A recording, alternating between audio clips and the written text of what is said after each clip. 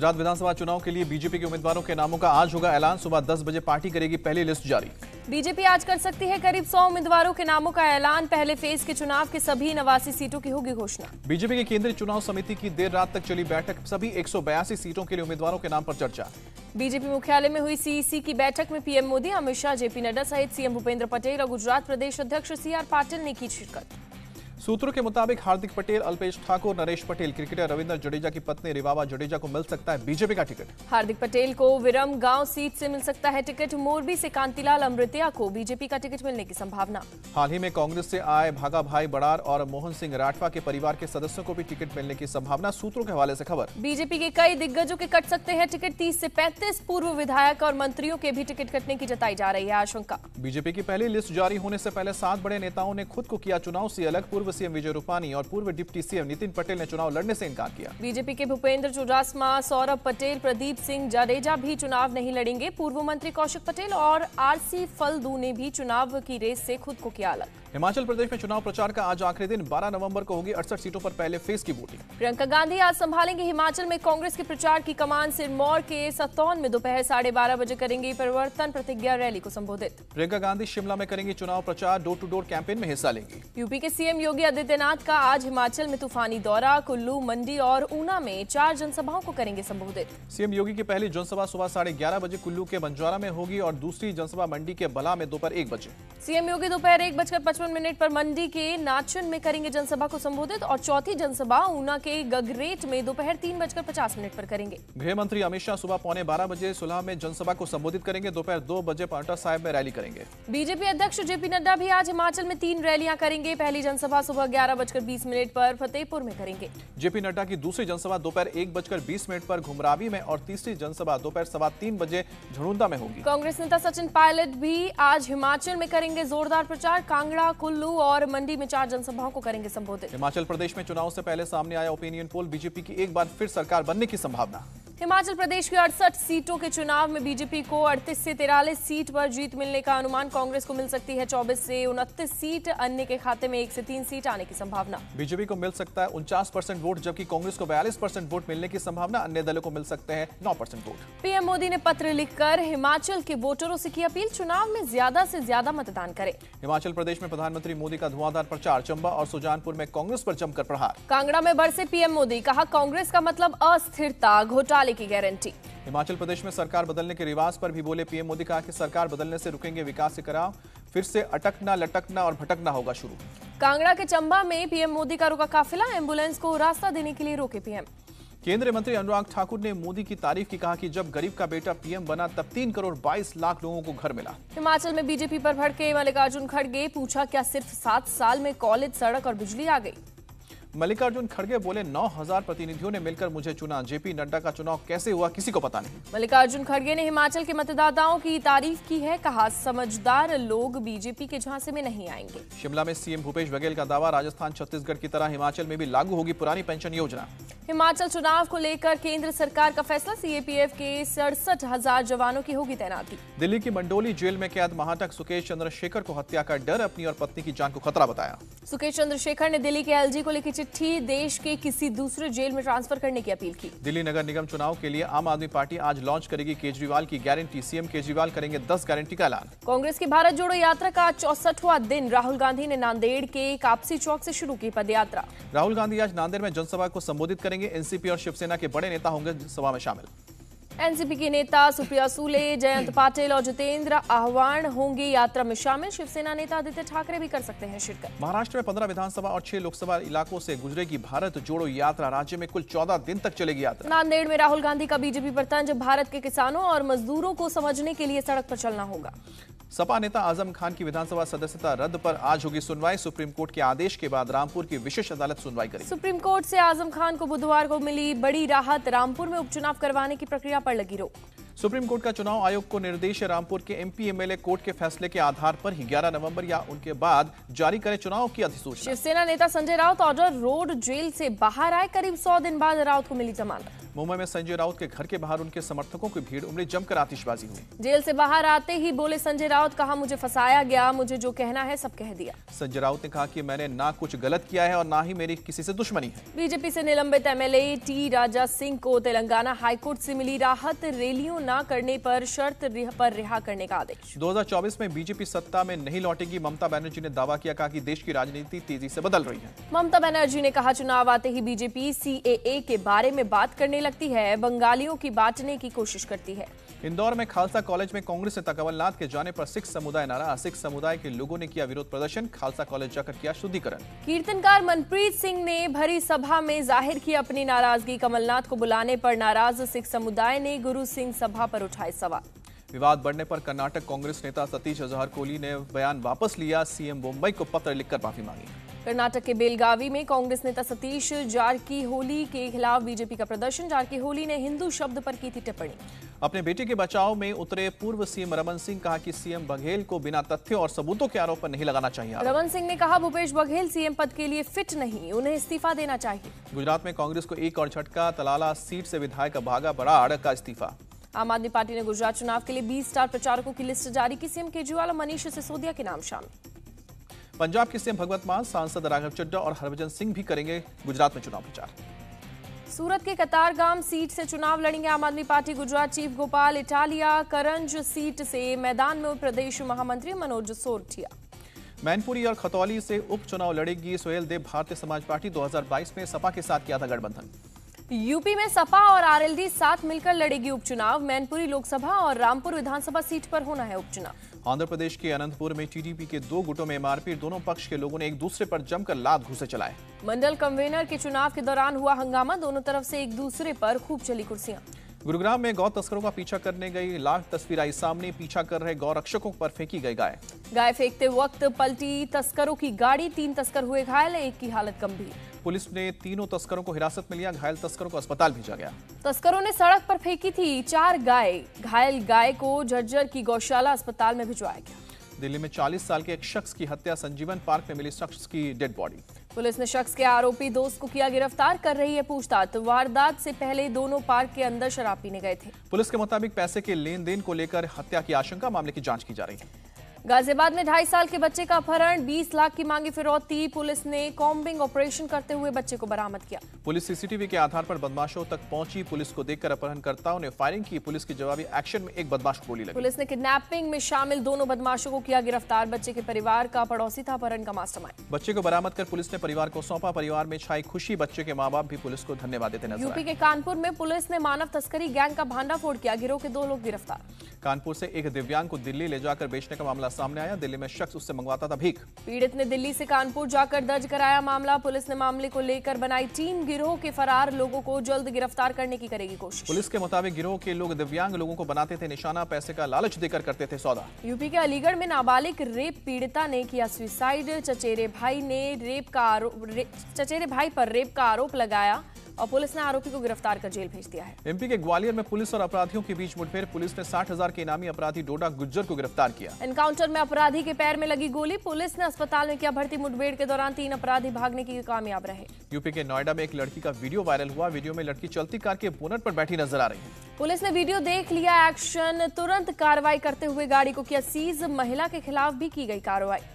वाराणसी में बीएचयू के छात्रों का प्रदर्शन, फीस बढ़ाने के खिलाफ अनिश्चितकालीन धरने पर। छात्रों ने यूनिवर्सिटी गेट को किया बंद, बैनर पोस्टर के साथ छात्रों ने गेट पर डाला डेरा, मौके पर पुलिस बल मौजूद। श्रीनगर में आर्मी ने एक्सरसाइज कंपटीशन का किया आयोजन, सेना में भर्ती के लिए युवाओं को कर रहे तैयार। लखनऊ में जमीनी विवाद में 2 पक्षों में झड़प, हमले में कई लोग घायल। पहले चल रहा था जमीनी विवाद, बाउंड्री बनाने को लेकर फिर से मारपीट हुई, पुलिस ने दोनों पक्षों की तरफ से मामला दर्ज किया। जम्मू कश्मीर के सांबा में जम्मू पठानकोट हाईवे पर 2 बसों की टक्कर, 3 लोगों की मौत, 17 लोग घायल। दोनों बसों की आमने सामने से टक्कर हुई, हादसे में घायल सभी लोगों को अस्पताल में भर्ती किया गया। महाराष्ट्र के गोंदिया में जंगली हाथियों का उपद्रव, 2 लोगों की मौत, भारी पैमाने पर फसलों को पहुंचाया गया नुकसान। हाथियों के रिहायशी इलाके में आने से लोगों में डर का माहौल, मशाल जलाकर निगरानी कर रहे हैं। नीरव मोदी ने भारत आने का रास्ता साफ किया, लंदन हाईकोर्ट ने खारिज की अर्जी, कहा नीरव मोदी का प्रत्यर्पण गलत नहीं होगा। चेन्नई एयरपोर्ट से 1.5 करोड़ से ज्यादा कीमत का 3 किलो सोना जब्त किया गया, मस्कट से लौटे दोनों यात्री गिरफ्तार। जम्मू कश्मीर के त्रिकुटा नगर में 3 आतंकी गिरफ्तार, बड़े पैमाने पर हथियार और विस्फोटक बरामद। दिल्ली पुलिस का कॉल सेंटर पर छापा, 12 लोग गिरफ्तार, सरकारी योजनाओं के नाम पर लोन दिलाने का काम करते थे। चीनी लोन ऐप मामले में 2 और लोग गिरफ्तार किए गए, दिल्ली पुलिस ने अब तक 22 लोगों को पकड़ा। उत्तर प्रदेश में गैर मान्यता प्राप्त 8,496 मदरसों के सर्वे का काम पूरा हुआ, 60 जनपदों से सर्वे रिपोर्ट सबमिट की गई। अवैध खनन मामले में तेलंगाना सरकार के मंत्री गंगुला कमलाकर के घर पर ईडी की रेड, कई कागजात लेकर मंत्री के घर से निकले ईडी के अधिकारी। तेलंगाना की गवर्नर ने फोन टैपिंग की आशंका जताई, कहा कि नेताओं की खरीद फरोख्त के मामले में राजभवन को जबरदस्ती घसीटना चाहते हैं। यूनिवर्सिटी में कुलपति योग्यता नहीं बल्कि सीपीआईएम की सिफारिश पर नियुक्त होते, केरल के गवर्नर आरिफ मोहम्मद का बयान। गवर्नर को चांसलर के पद से हटाने के लिए अध्यादेश लाएगी केरल की सरकार, चांसलर की जगह किसी एक्सपर्ट को दी जाएगी। केरल सरकार के फैसले पर कांग्रेस नेता वीडी सतीसन ने जताई नाराजगी, कहा आरएसएस जो दिल्ली में कर रहा है वही केरल में सीपीएम भी कर रही है। केरल सरकार के अध्यादेश वाले फैसले पर सांसद शशि थरूर ने जताई हैरानी, कहा कि बिना गवर्नर के सिग्नेचर के अध्यादेश का कोई मतलब नहीं। केरल के कानून मंत्री पी राजीव ने कहा अध्यादेश पर गवर्नर हस्ताक्षर करेंगे या नहीं ये उनका अधिकार है, हमारे पास अध्यादेश लाने का अधिकार है। कानून मंत्री पी राजीव ने कहा कि हम गवर्नर के अधिकार को कम नहीं कर रहे हैं, बल्कि एक रिपोर्ट के आधार पर शिक्षा के क्षेत्र से जुड़े व्यक्तियों को चांसलर बनाना चाहते हैं। हुबली धारवाड़ नगर निगम ने एआईएमआईएम को गुरुवार को टीपू सुल्तान की जयंती मनाने की अनुमति दी। अवैध रिजॉर्ट के मामले में महाराष्ट्र के पूर्व मंत्री अनिल परब को नोटिस 4 दिसंबर को दपोली कोर्ट में पेश होने का आदेश। नोटबंदी पर सुप्रीम कोर्ट में सुनवाई टली, अब 24 नवंबर को होगी सुनवाई। सपा एमएलए इरफान सोलंकी और भाई रिजवान के खिलाफ एफआईआर दर्ज, एक प्लॉट में बनी 2 झुग्गियों में आग लगाने का आरोप। पूर्वी कानपुर के डीसीपी रविंद्र कुमार ने कहा पीड़ित ने शिकायत दी कि रिजवान सोलंकी घर पर कब्जा करना चाहते हैं, जान से मारने की दे रहे हैं धमकी। बिहार के डिप्टी सीएम तेजस्वी यादव का बयान, युवाओं की बेरोजगारी दूर करने के लिए सरकार कर रही है काम।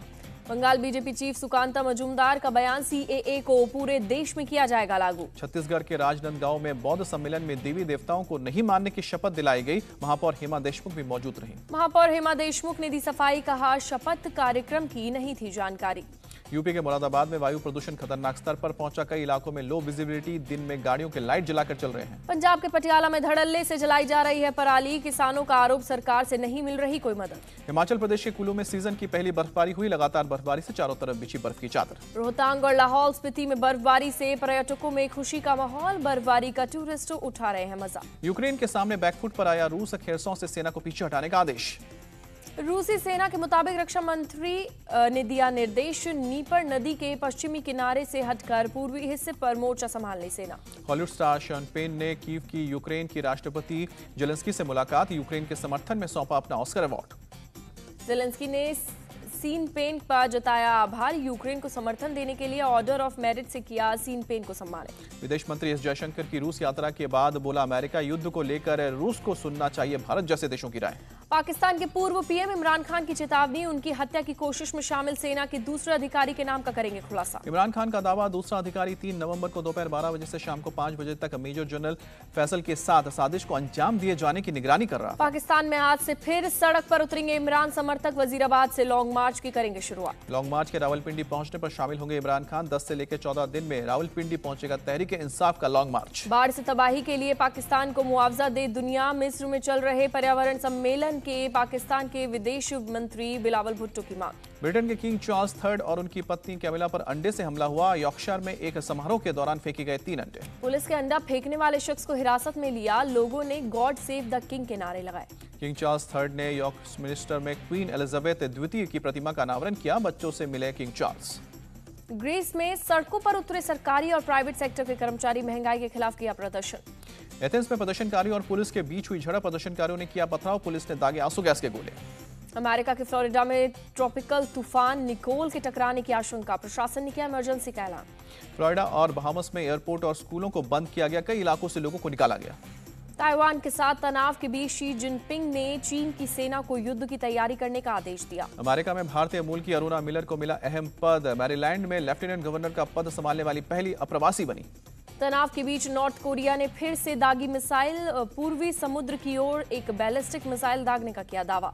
ट्विटर ब्लूटिक वेरीफाइड अकाउंट के लिए लाया ऑफिशियल लेवल, पीएम मोदी और जो बाइडेन सहित कई नामी गिरामी हस्तियों के अकाउंट पर दिखा ऑफिशियल लेवल। ट्विटर ने लॉन्च करने के कुछ देर बाद हटाया ऑफिशियल लेबल, एलन मस्क ने किया ट्वीट, लिखा ट्विटर आने वाले महीनों में कई सारी मूर्खतापूर्ण चीजें करेगा। पूर्वोत्तर राज्यों को नितिन गडकरी की बड़ी सौगात, असम, मेघालय, सिक्किम और नागालैंड में 68,000 करोड़ की सड़क परियोजनाओं की मंजूरी। वित्त मंत्री निर्मला सीतारमण ने सॉवरेन ग्रीन बॉन्ड फ्रेमवर्क को दी मंजूरी। बॉन्ड जारी कर ग्रीन प्रोजेक्ट्स के लिए जुटाया जाएगा धन। रेवेन्यू में गिरावट के बाद मेटा का फैसला 11,000 कर्मचारियों को नौकरी से निकालेगा। मार्क जकरबर्ग ने कहा कि फैसले से प्रभावित लोगों के लिए दुख।